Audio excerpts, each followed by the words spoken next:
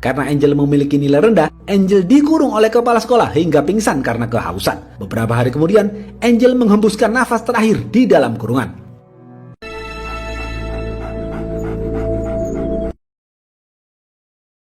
Pemeran-pemeran film ini antara lain Melvin, ayah Melvin, Sribala dan Silek adalah sahabat baik yang bekerja sebagai polisi.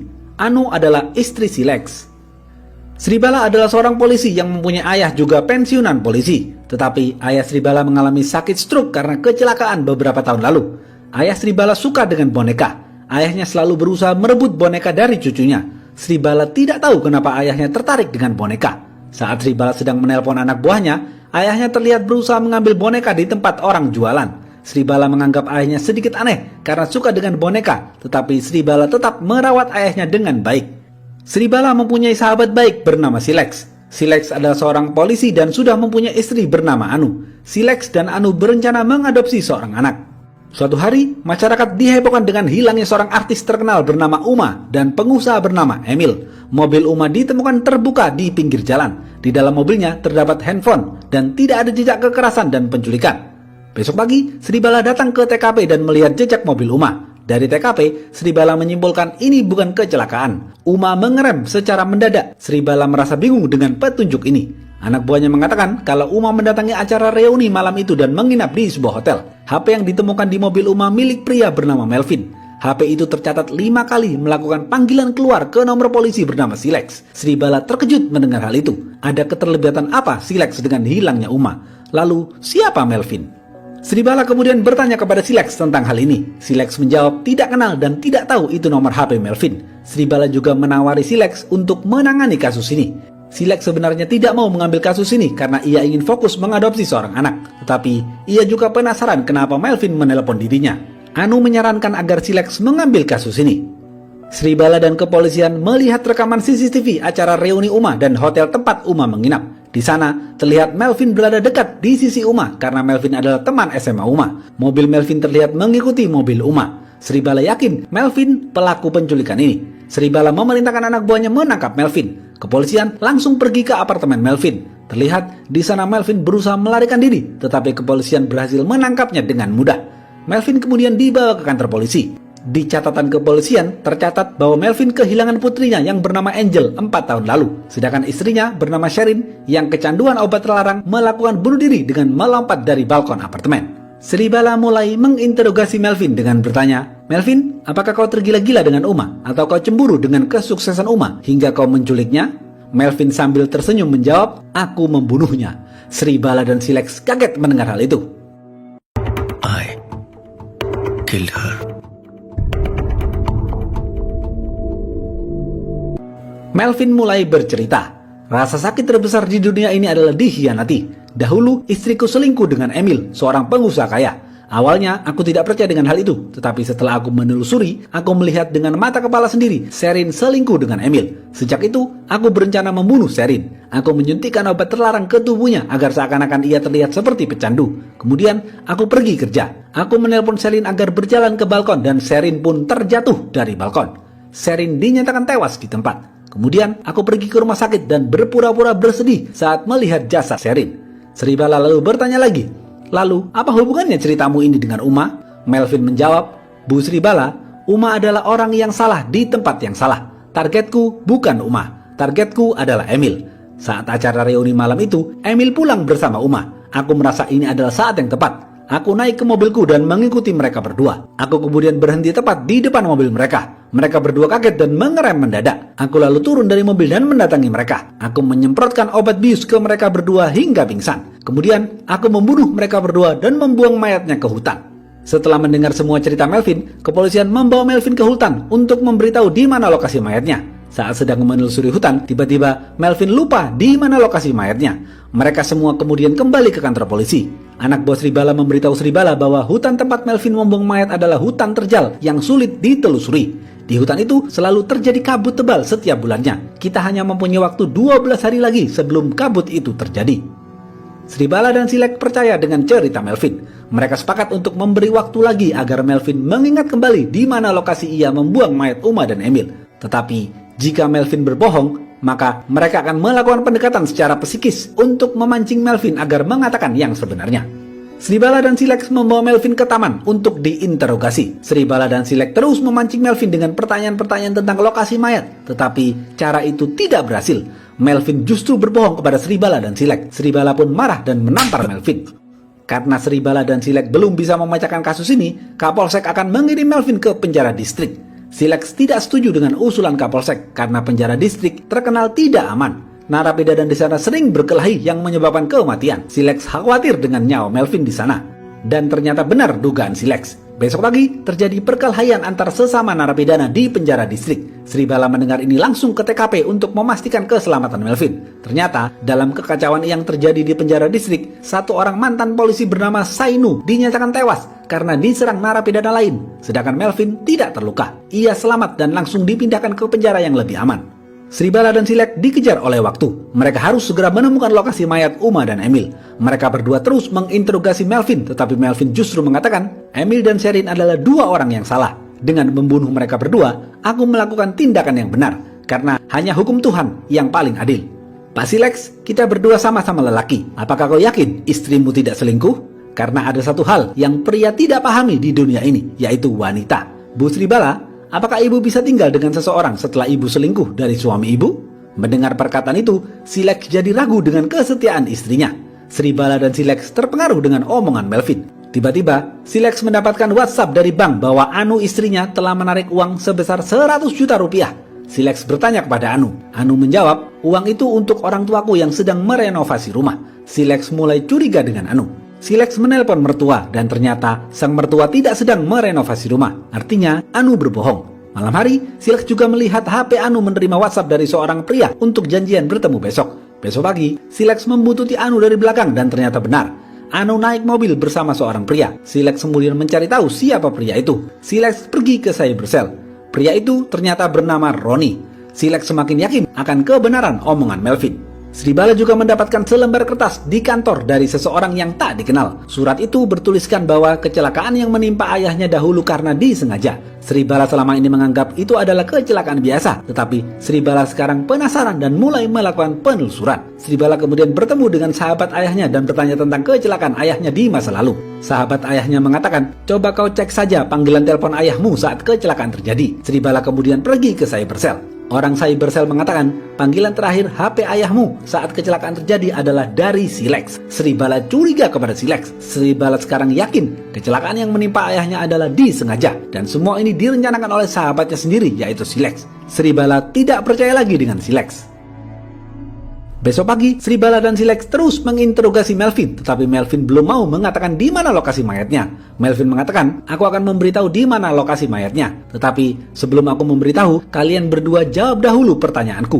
Bu Sri Bala, apa yang kau lakukan jika sahabatmu mengkhianatimu? Pak Silek, apa yang kau lakukan jika istrimu mengkhianatimu? Sri Bala dan Silek diam membisu. Karena kasus Melvin tidak kunjung selesai, Kapolsek diperintahkan atasannya untuk memindahkan Melvin ke rumah sakit jiwa karena Melvin dinilai memiliki gangguan jiwa. Sri Bala kemudian bertemu dengan saksi mata saat tabrakan ayahnya terjadi. Sri Bala kemudian ngobrol dengan saksi mata itu. Ia mengatakan, Sainu adalah otak di balik kecelakaan yang terjadi pada ayahmu. Tapi aku tidak tahu apa motif Sainu melakukan itu. Sri Bala kemudian memeriksa file ayahnya dahulu.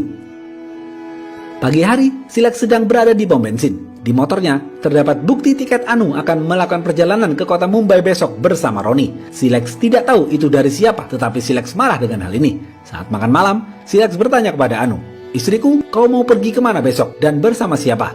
Anu menjawab, aku mau pergi ke kota Mumbai besok sendirian. Anu berbohong. Silek marah karena Anu selingkuh, tetapi Silek sangat mencintai Anu.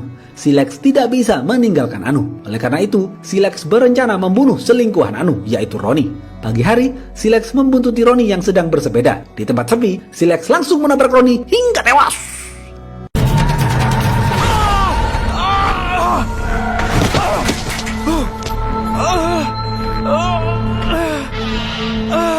Setelah membunuh Roni, Silek memeluk Anu. Anu bingung kenapa Silek memeluknya dengan erat. Besok pagi, Sribala lagi-lagi mendapatkan surat dari seseorang tak dikenal yang berisi flash disk. Setelah Sribala buka, ternyata isinya adalah video rekaman Silex membunuh Roni. Tetapi Sribala hanya diam saja karena ini adalah aib kepolisian.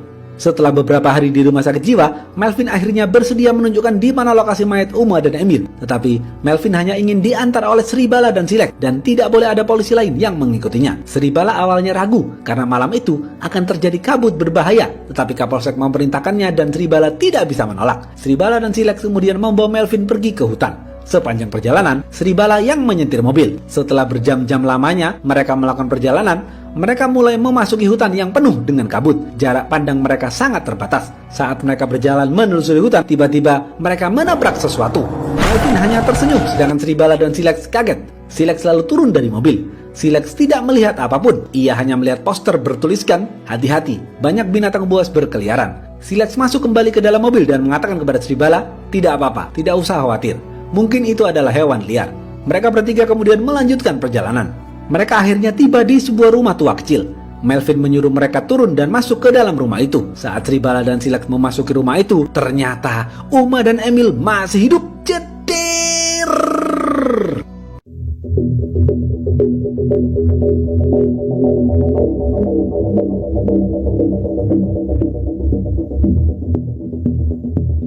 Uma dan Emil hanya disekap. Melvin tidak membunuh mereka berdua. Sribala dan Silex kemudian membawa Uma dan Emil ke rumah sakit. Beberapa hari kemudian, Uma dan Emil dinyatakan sembuh dan bisa beraktivitas normal kembali. Karena Uma dan Emil sudah ditemukan, pengadilan memutuskan Melvin dihukum 1 tahun penjara.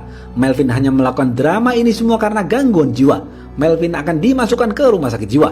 Pengadilan juga memberikan selamat kepada Sribala dan Silex atas keberhasilannya menangani kasus ini.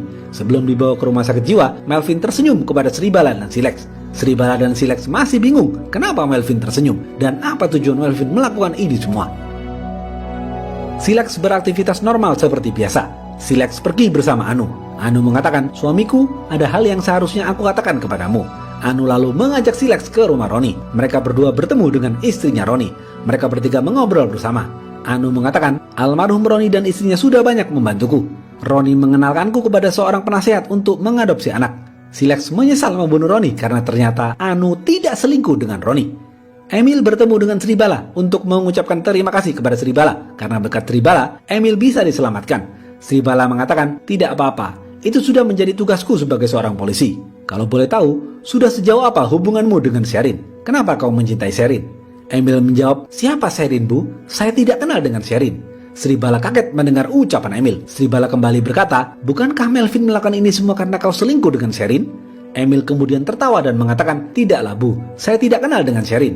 Emil kemudian pergi karena harus buru-buru menuju bandara. Sribala masih bingung dengan hal ini. Sribala kemudian menganalisa kenapa Melvin melakukan ini semua. Apa motifnya?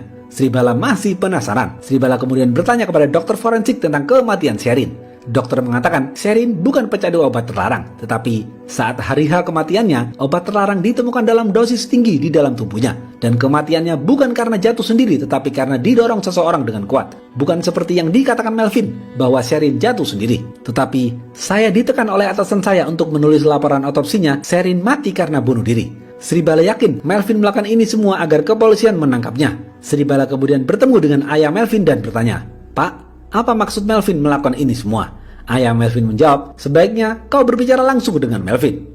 1 tahun sudah Melvin di penjara. Melvin akhirnya dibebaskan. Sribala dan Silex masih penasaran apa motif Melvin melakukan ini semua. Sribala dan Silex bertemu dan bertanya langsung dengan Melvin. Sribala mengatakan, "Melvin, aku tahu Sherin tidak mati karena melompat sendiri. Ia juga tidak memiliki hubungan dengan Emil. Lalu, kenapa kau mengarang cerita ini semua kepada kami? Apa tujuanmu melakukan ini semua?"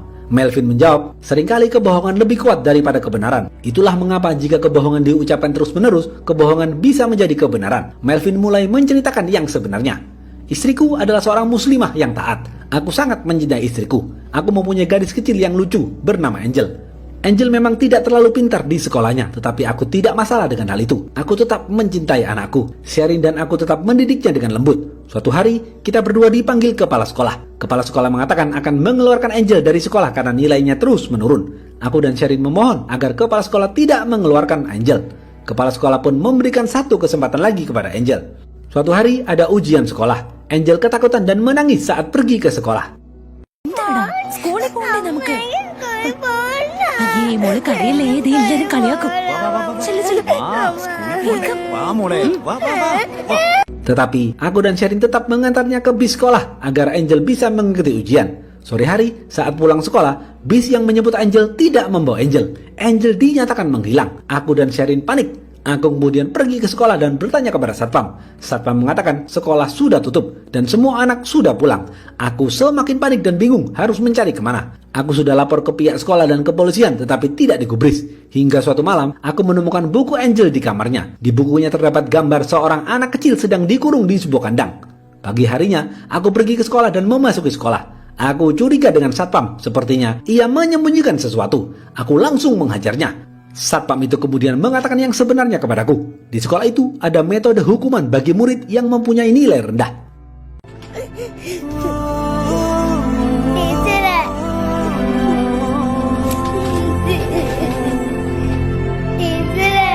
Karena Angel memiliki nilai rendah, Angel dikurung oleh kepala sekolah hingga pingsan karena kehausan. Beberapa hari kemudian, Angel menghembuskan nafas terakhir di dalam kurungan.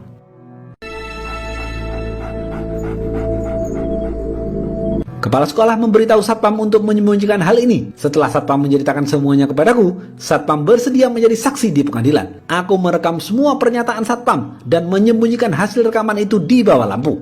Aku kemudian melaporkan kepala sekolah dan pemilik sekolah kepada polisi, tetapi kepolisian bungkam dengan hal itu. Kepolisian bekerja sama dengan pihak sekolah untuk menyembunyikan hal ini. Pemilik sekolah mencoba membungkamku dan Sherin. Pemilik sekolah lalu bertemu dengan Sherin di apartemen. Saat itu Sherin sedang sendirian.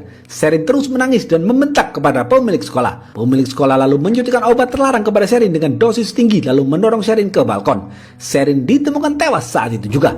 Pemilik sekolah dan kepolisian memanipulasi laporan otopsi Sherin dengan mengatakan Sherin tewas bunuh diri karena melompat ke balkon. Aku pergi ke rumah sakit dan melihat mayat Sherin. Aku bingung harus bagaimana.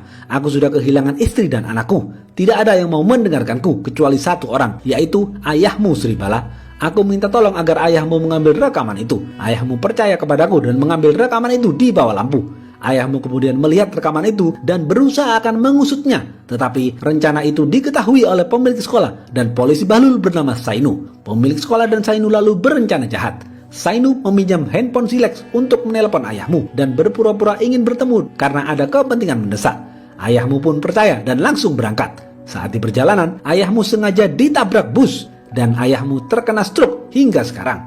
Beberapa bulan kemudian, aku melihat pemilik sekolah dan istrinya ternyata bersahabat dengan Anu. Sejak itu, aku menyusun rencana. Aku juga dibantu oleh ayahku, tetapi aku tidak mau membunuh pemilik sekolah dan kepala sekolah lalu masuk penjara. Sribala lalu bertanya kepada Melvin, siapa pemilik sekolah itu? Melvin menjawab, pemiliknya adalah Roni. Jedir!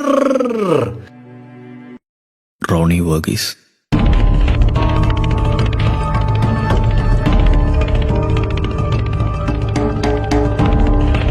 Silex kaget mendengar hal itu. Melvin mengatakan, aku sengaja mengarang cerita perselingkuhan istriku agar Silex percaya kepadaku, agar Silex juga mencurigai istrinya. Dan akhirnya, rencanaku semua berhasil. Silex membunuh Roni. Bagiku, kau adalah malaikat Silex. Terima kasih.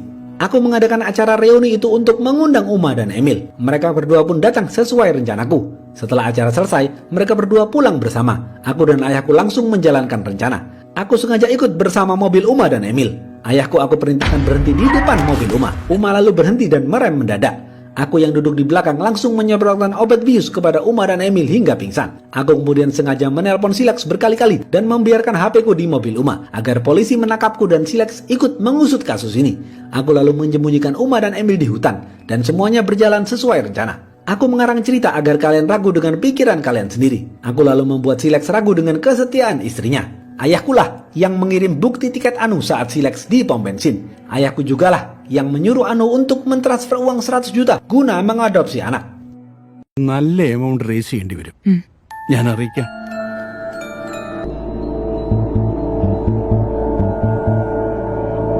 Ayahkulah yang meletakkan kertas di meja Sribala tentang kecelakaan ayah Sribala. Ayahku juga yang merekam Silex membunuh Roni dan mengirim hasil rekaman itu ke meja Sribala. Sainu di penjara dibunuh narapidana lain karena ia adalah polisi bahlul yang jahat. Sainu dihukum langsung oleh Tuhan karena kejahatannya. Lalu, Melvin lalu memegang pundak Silex sebagai tanda terima kasih. Silex marah dan mengatakan, "Kau pikir kau bisa lolos begitu saja setelah membodohi kami?" Melvin membalas, "Kalian berdua tidak bisa menangkapku, karena tidak ada bukti aku membunuh Roni. Yang membunuh Roni adalah kau." Dan Sribala mengetahui rekaman itu lalu menyembunyikannya, karena kalian berdua bersahabat. Sedangkan menyembunyikan pembunuhan itu adalah kriminal. Setelah selesai bercerita, Melvin kemudian pergi meninggalkan Sribala dan Silex. Sebelum pergi, Sribala bertanya kepada Melvin, "Lalu, bagaimana nasib kepala sekolah?" Melvin tersenyum dan memegang pundak Sribala sebagai ucapan terima kasih. Tetapi Sribala masih bingung, apa maksud Melvin? Sribala dan Silex kemudian pulang ke rumah masing-masing dan menjalani kehidupannya seperti biasa. Sribala penasaran kenapa ayahnya suka dengan boneka cucunya. Ternyata, setelah dicek, di dalam boneka itu ada rekaman pernyataan satpam sekolah Angel. Ayah Sribala masih menyimpan itu bertahun-tahun sebagai bukti. Berkat apa yang dilakukan Melvin, berita ini tersebar luas di masyarakat. Media terus menyoroti kasus ini. Kasus ini akhirnya dibuka kembali dan diusut sampai tuntas. Ayah Sribala kemudian mendapatkan penghargaan karena menyelamatkan barang bukti itu. Beberapa hari kemudian, media heboh dengan ditemukannya mayat kepala sekolah di dalam hutan. Sribala yang mendengar itu kaget dan baru sadar. Ternyata yang Sribala tabrak di hutan saat kabut itu bukan hewan, tetapi kepala sekolah. Jedir! നമ്മൾ ചെയ്യുന്ന ക്രൈമും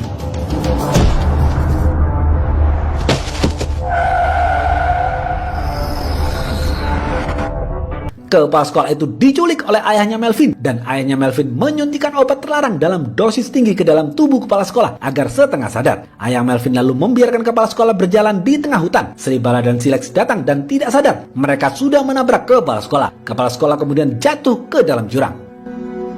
Habis. Apa pesan dari film ini?